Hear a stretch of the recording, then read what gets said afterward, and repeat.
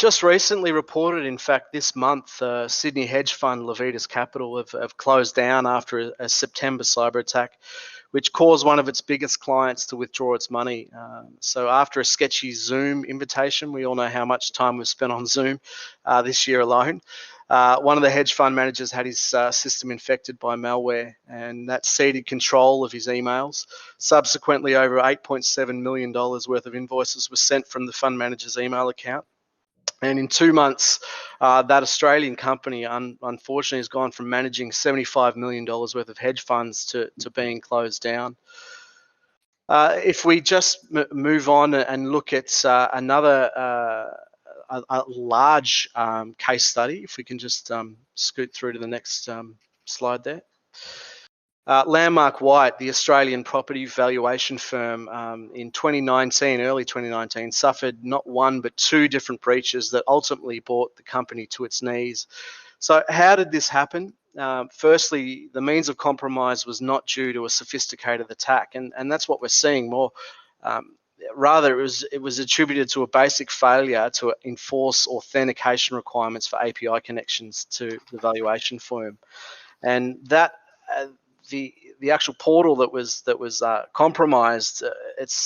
It was used by internal staff for valuation, so it may not really seem as a target, but in this case it was. And it was reported shortly after that the home loan details of up to 100,000 initially customers were hacked in the data breach, and that included property valuations, personal contact information of homeowners, residents and property agents, first, last name, addresses and contact phone numbers, just the kind of thing that you don't want anyone to know when you're looking at a valuation.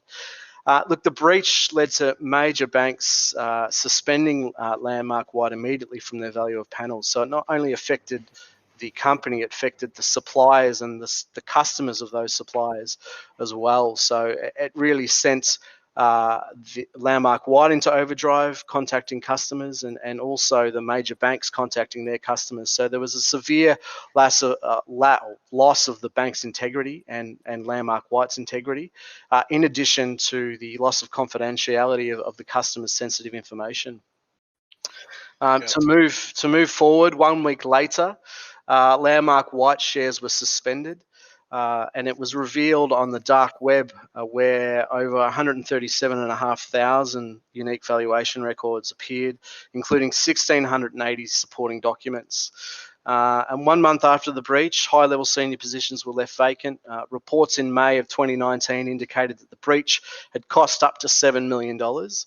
And then when shares did return 3 months after the breach, they experienced a 31% drop, of which they've not recovered to date, as you can see on the screen there.